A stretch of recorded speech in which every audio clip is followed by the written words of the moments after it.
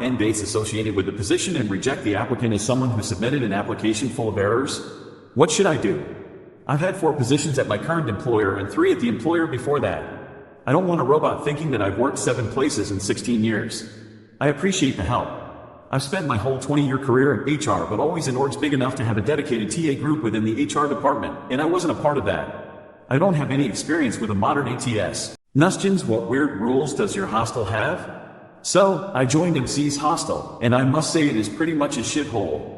Nonsensical dumb rules like wearing hoodies/winter jackets are not allowed in mess. Only formal clothes or shawl or camise with closed shoes is allowed in mess, otherwise you will be fined up to 5K.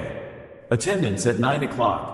Failure to mark your attendance results in fine. Can't understand why they want attendance. There are more than 10 cameras, and they can see whether a person is in hostel or not. No dispenser, cold drinking water.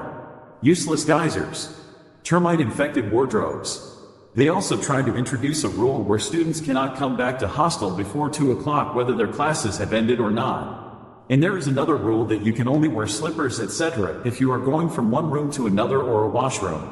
If you want to go to cafe or are just walking around in corridor, etc., you should be wearing shoes only. This rule is loosely implemented, but it is there. And on top of all this, the fee is not fixed and can reach 28K per month. I was wondering how life is at other hostels. College put me in below freezing, broken down dorm room, possibly to be petty. I'm a college student with severe hearing loss. I can't hear fire alarms. I asked them to please make sure the room I was put in had flashing fire alarms. Several rooms on campus do. I also know most of these rooms are empty. They kicked up a fuss, which they do every time I ask an accommodation and provide documentation, and after they were scolded by my audiologist, they finally put me in a room with flashing fire alarms. Problem is, its heat doesn't work in my specific sleeping space. There are other empty rooms with heating. In the entire building, which is only halfway full, this is the only room without heating. I also was just told someone else placed a complaint with maintenance about it last year and no one else has lived in it for quite a while. I live in an area where this can actually be deadly. I'm especially susceptible. I have a weak immune system and asthma. If I get sick, I might not make it. This is after the college took months to get me a note-taker, refused a support animal that notifies me of various sounds, and said they refused at BC. The audiologist used the phrase "to my understanding" in her letter, caused me to go on medical leave at one point due to their failure to call an ambulance when they found me unconscious during an allergic reaction, and various other problems. Long story short, they hate me. I'm trying to be patient and get through the semester so I can transfer, but they might actually get me killed at this rate.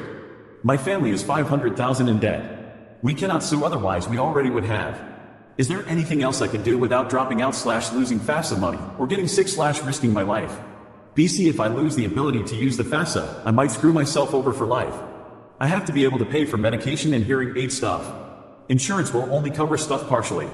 If I don't set myself up to get a job above minimum wage, I'll end up dead or at least shorten my lifespan. If I have to sleep in this room, I might end up dead. My family lives several hours away. The college requires students to live on campus. So seriously. Help. Please. My 49F sister keeps sending unflattering photos of me 38F to my new boyfriend. I was wondering if anyone had any helpful suggestions for not being so easily upset by the following situation. I feel like a child for how anxious it makes me.